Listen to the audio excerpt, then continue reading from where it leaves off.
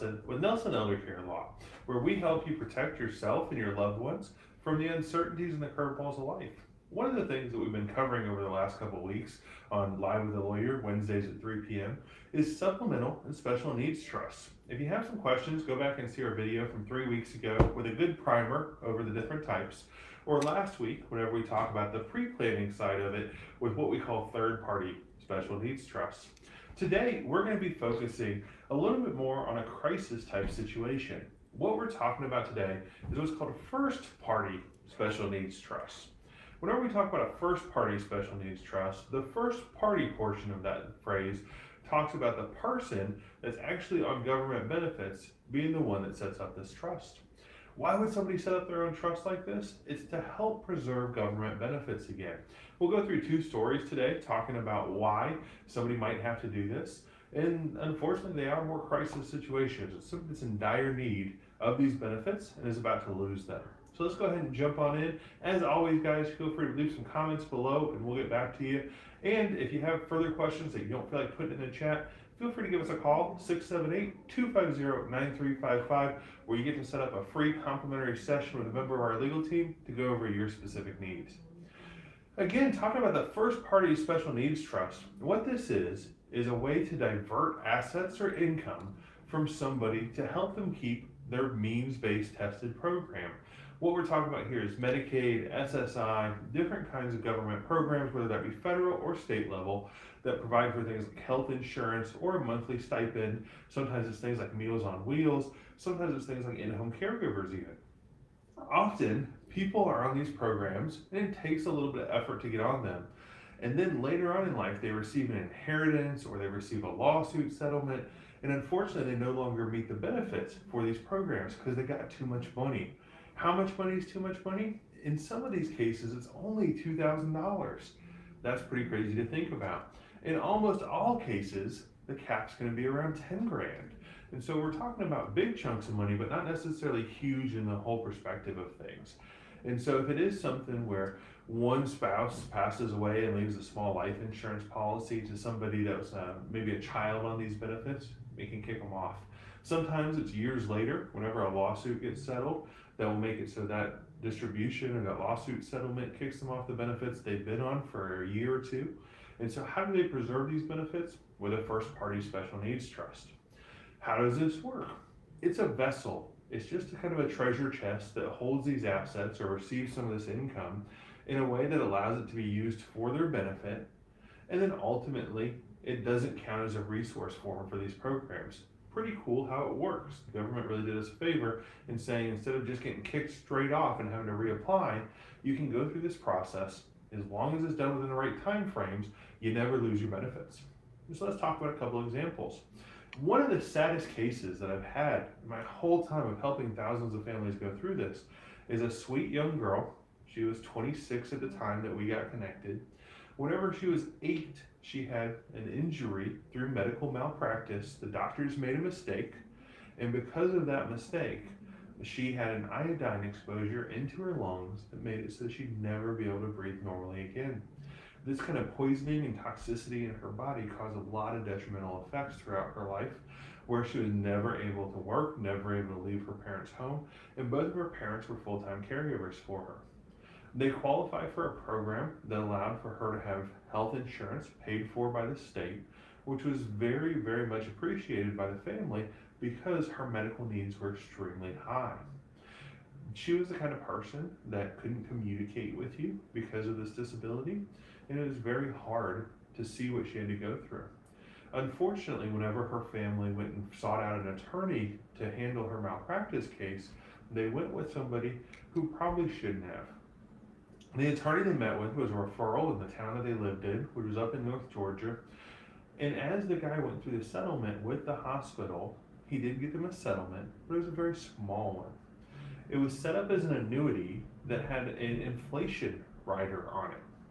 And this sounds like it would be okay, except for clearly this was probably the guy or the attorney that was setting this up first experience with dealing with government benefit programs. The problem with setting an inflation rider on an annuity for somebody that's going to be on government benefits is that the income limits will get exceeded at some point in the future. And so I do respect the fact that whenever the attorney set up this annuity structure for the family, it was set up in a way that did work until the lady ended up being 25. But then whenever she turned 26, because of that inflation rider, it actually crested the threshold of income that she was allowed to have, which made it so she was about to get kicked off of her health insurance.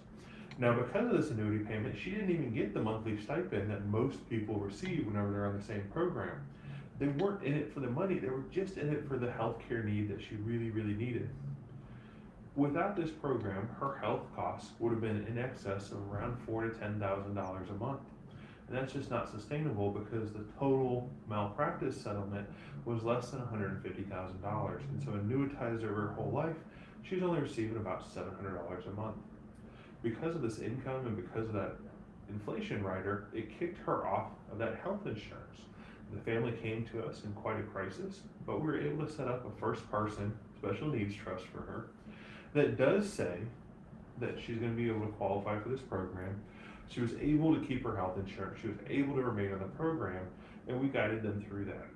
They were very thankful for it. So there's two lessons here. First one is, if your personal injury attorney doesn't have a business card, you probably need to find another way. You got to make sure whenever you have these kind of cases that you're working with somebody that's got experience.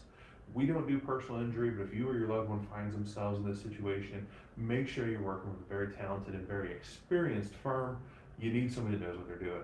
And secondly, even if there was a lack of a plan, even if things have been going well for years, as things change, the plan may need to change, or the plan may need to be uprooted and completely adjusted to meet the circumstances of today.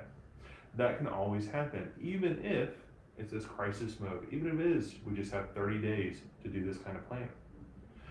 Another thing that happens quite frequently is whenever you have a minor child, even as they go into adulthood, they switch over from things like Katie Beckett into things like Social Security, Disability, SSI, different programs. With these programs, there's usually an asset threshold. Remember the first story, we're talking about an income threshold. Now we're talking about an asset threshold. Often these asset thresholds are below $10,000. And so one spouse that's maybe estranged, maybe the parents got divorced and the mom was taking care of the son, and then the dad passes away, hasn't really been in communication, and leaves something like a $10,000 life insurance policy to the son. The problem here is if he's under 18, you have to go through a whole rigmarole of a guardian ad litem and court-appointed people to make sure that he can handle those funds. But let's just, for the instance of this story, say he's over 18, but he is developmentally disabled. In that case, the mother probably has power of attorney or guardianship or conservatorship to be able to handle the funds that the child receives. And that's great, she's done her part. But what she didn't foresee is the fact that this insurance policy is now going to over-asset her child and kick them off these benefits. This is another great example of where a first-party special needs trust can come in, receive those funds even after the original spouse had passed, which means you can't modify the beneficiaries anymore. But it actually goes in the son's name within the same 30-day period. We switched over to a first-party special needs trust, and because of that, he's able to still get his income stipend, his health insurance, and stay on these programs. This all sounds almost too good to be true. So what is the downside? What do we lose by waiting until it's a crisis versus doing something like a third-party trust like we talked about last week? The big difference is the cost is a little bit more incrementally higher. And that's because it is on these strict time frames. There's a little bit more of an urgency because we have to move faster. It costs a little bit more. But the real downside is that, remember again, with a third-party special needs trust, which is one that you set up for a loved one in advance, or like what we do here is put this language into everything that we do, just so whenever those curveballs of life come for our loved ones in the future, you're already protected. It makes it so that you can determine where any extra proceeds would go if the person on benefit passes away.